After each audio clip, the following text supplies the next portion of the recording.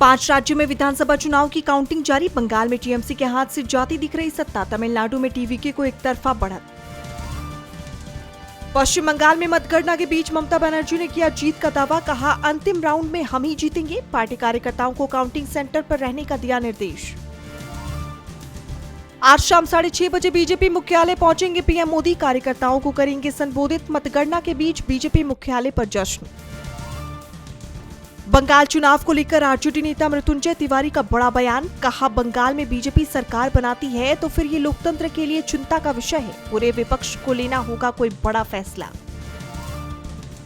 बिहार के भागलपुर में विक्रमशिला पुल का पिलर गिरने से मचा बवाल। आरजेडी नेता तेजस्वी यादव बोले, सरकार से पहले ही की गई थी शिकायत। इस हादसे को बताया भ्रष्टाचार का सबसे बड़ा प्रमाण।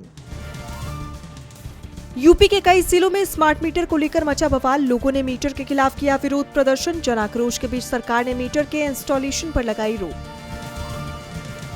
मतगणना के बीच चुनाव आयोग ने जारी किए सख्त निर्देश। बंगाल में जीत के जश्न पर लगाया ब्रेक। कहा, जीत का जश्न मनाने के लिए नहीं होगी रैलियों की अनुमति। टीएमसी सांसद सागरिका घोष ने चुनाव आयोग पर उठाया सवाल। कहा, क्यों नहीं जारी कर रहे 70 सीटों के रुझान। जानबूझकर ऐसा करने के लगाए आरोप।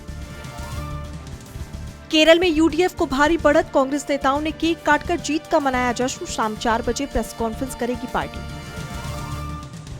बारामती उपचुनाव में डिप्टी सीएम सुनेत्रा पवार की एकतरफा जीत तय। भारी बढ़त के बीच जारी किया बयान। कहा, ये अंत नहीं शुरुआत है।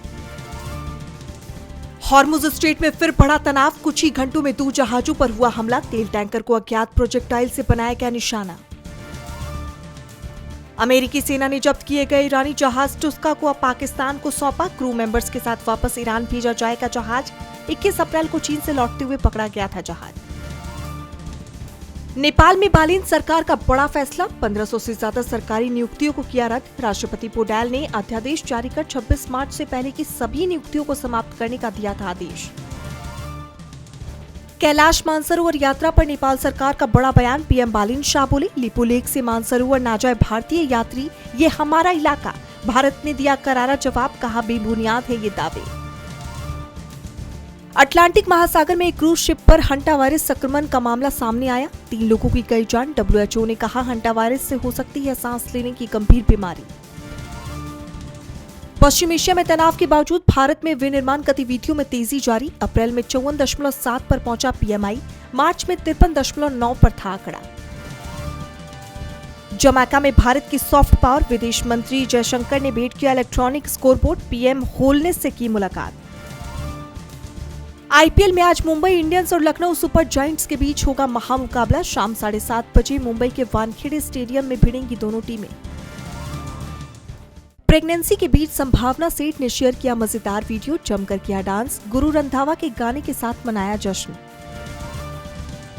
मां बनने के बाद कैटरीना और विकी पहली बार आए साथ नजर। फैंस ने पूछा, कहां है बेबी कौशल। पिछले साल कैटरीना ने बेटे को दिया था जन्म।